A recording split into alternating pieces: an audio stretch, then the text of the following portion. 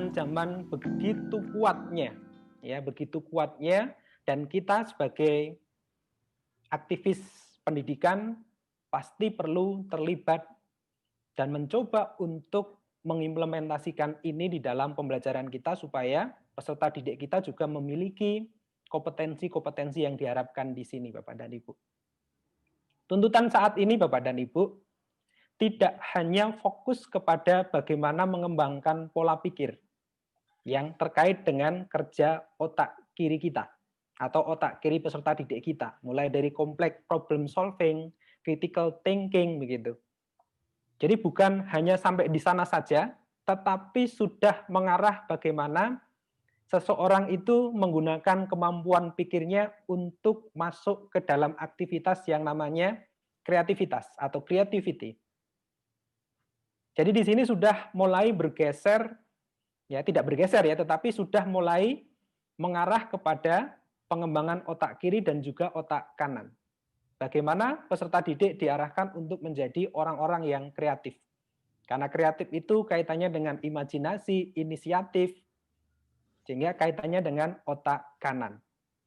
Ternyata itu juga tidak cukup, Bapak dan Ibu. Diperlukan keterampilan-keterampilan lain untuk itu.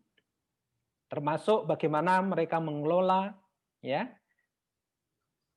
dirinya dan hubungannya dengan orang lain, kemudian melakukan negosiasi, mengontrol emosi, kemudian melakukan judgement, kemudian melakukan decision atau pengambilan keputusan sampai mengambil kesimpulan dari suatu hal. Ternyata saat ini dibutuhkan bagi masyarakat yang nantinya bisa berkontribusi dan bahkan bertahan dan bahkan bisa maju dibandingkan orang lain. Ini luar biasa tuntutannya. Dan kalau kita melihat progres perkembangan pendidikan kita, Bapak dan Ibu, kalau zaman dulu begitu ya, zaman-zaman saya sekolah, kemudian zaman-zaman orang tua saya dan ke belakang, peserta didik itu siap seperti anak burung ini, yang selalu siap menerima apa yang dibawa, ya, apa yang dibawa oleh induknya. Jadi dulu peserta didik ini selalu siap diberi apa saja. Makanya waktu itu slogan yang sangat kuat adalah guru digugu dan ditiru, karena memang betul-betul menjadi satu-satunya sumber bagi peserta didik untuk mengembangkan dirinya. Ini kondisi pada saat itu. Nah, dengan tuntutan sekarang ini yang begitu kompleks, maka pada saat ini diberlakukan begitu Bapak dan Ibu dalam kondisi yang sekarang. Jadi ibarat kita sebagai induk burung tadi, pada saat kita sudah membawakan sesuatu, kita sudah menyiapkan materi begitu, ternyata mereka memikirkan hal yang lain begitu di sini. Kalau ini hanya menunggu dan siap menerima. Tapi sekarang beda sekali Bapak dan Ibu. Semua sudah berubah mengikuti tuntutan saat ini dan mereka luar biasa. Sudah tidak lagi hanya menanti-nantikan apa yang kita siapkan, apa yang akan kita sampaikan. Mereka sudah cukup banyak isinya di sini, sehingga mereka kadang-kadang memikirkan sesuatu yang berbeda dari apa yang sudah kita siapkan. Dan ini kita tidak bisa pungkiri lagi Bapak dan Ibu. Itulah perkembangan zaman dan perubahan cara berpikir anak-anak kita. Kenapa ini bisa terjadi? Bisa kita lihat sekarang Bapak dan Ibu, begitu banyaknya fasilitas-fasilitas belajar yang sifatnya sudah online gitu ya. Jadi anak-anak sekarang itu pegang HP tidak hanya bermain game, tetapi mereka sudah bisa mengakses banyak hal lewat YouTube ya. Bisa lewat Facebook, Google Classroom, bisa pakai psikologi, Edmodo, email, banyak sekali. Ada ruang guru, ya. Bahkan ada juga yang sudah menggunakan LMS yang dinamakan sebagai Moodle, Learning Management System Moodle, sudah tersistem yang terpadu begitu. Ini yang membuat mereka memiliki cara berpikir yang berbeda. Pada saat kita masih berpikir pada pola yang lama, menganggap bahwa mereka siap diberi apapun yang kita bawa, maka proses belajar tidak akan berjalan secara baik dan juga tuntutan kekinian yang tadi bisa jadi tidak bisa kita wujudkan. Ini yang perlu kita ingat Bapak dan Ibu.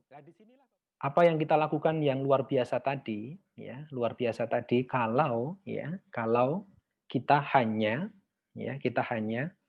seperti burung yang membawakan makanan untuk anak-anaknya tadi dan anak-anaknya siap menerima, lama-lama kan dimakan habis ya Bapak dan Ibu ya. Bahkan sekarang muncul istilah jangan beri ikan tapi berikanlah kailinnya. Maksudnya ke sana sebenarnya Bapak dan Ibu. Dan pembelajaran juga sama. Wariskan ya sesuatu yang bisa mengubah pola pikir mereka. Jangan diwarisi materi Bapak dan Ibu. Materi itu mereka bisa dapat dari mana saja. Nah, sehingga saya sangat sepakat dengan Einstein.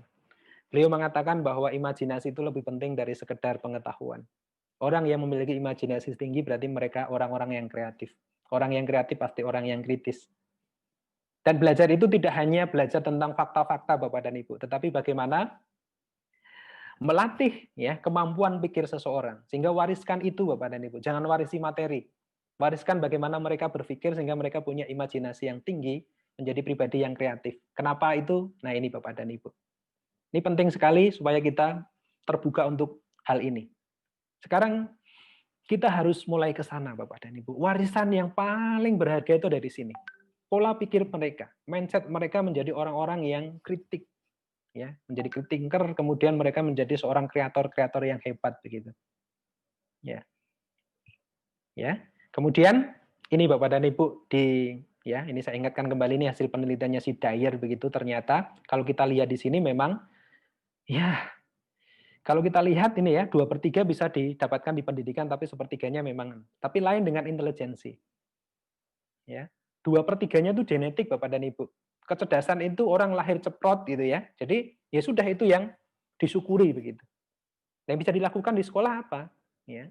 Bagaimana bisa memperkuat kreativitas mereka. Jangan berjuang di sini Bapak dan Ibu. Yang ada hanya sakit hati, stres begitu ya. Tapi kalau kreativitasnya, nah banyak cara. Saya ngajar matematika itu seringkali matematikanya dilupakan Bapak dan Ibu. Tapi bagaimana berpikirnya tetap ada. Bagaimana mereka membuat sesuatu dengan konsep matematika tetap nyantel. Matematikanya hilang Bapak dan Ibu. Dan itu enggak apa-apa gitu. Ya, dan satu lagi yang penting Bapak dan Ibu, ini penelitiannya si Thomas Stanley Bapak dan Ibu. Jadi oke, tadi ya, otak kirinya diolah, ya, otak kanannya diolah, ya, otak kanan nanti juga kaitannya dengan karakter baik juga Bapak dan Ibu ya. Sehingga ternyata Bapak dan Ibu, ini yang cukup mengagetkan saya. Ternyata keberhasilan seseorang saat ini bukan karena intelijensinya. Ya, justru yang pertama itu integritas Bapak dan Ibu. Jadi bagaimana tadi ya tetap menanamkan nilai baik di sana sehingga jangan otak kirinya terus Bapak dan Ibu. Kalau otak kirinya terus nanti mereka akan menjadi ya kritis iya ya, tetapi perlu diimbangi ya, diimbangi dengan kemampuan otak kanannya dan bagaimana mereka diolah ini. Ya, emotional intelligency. Jangan hanya IQ-nya saja, tapi emotional intelijensinya juga perlu diolah di sini. Ini hasil penelitian Bapak dan Ibu. Ternyata di sana. Dan kreatif juga salah satunya. Di mana Pak ini? Wah, di bawah sekali Bapak dan Ibu. Ya ada pengaruhnya tetapi bukan 10 besar di sana. Integritas ternyata sekarang yang cukup besar. Dan itulah yang disebut sebagai whole person education. Ya. Head, ya. Heart-nya dan hand. Head-nya itu tentang kecerdasannya, hand-nya itu tentang keterampilannya, heart-nya itu tentang hati baiknya. Jadi orang yang berhasil itu biasanya ketiga-tiganya itu balance Bapak dan Ibu.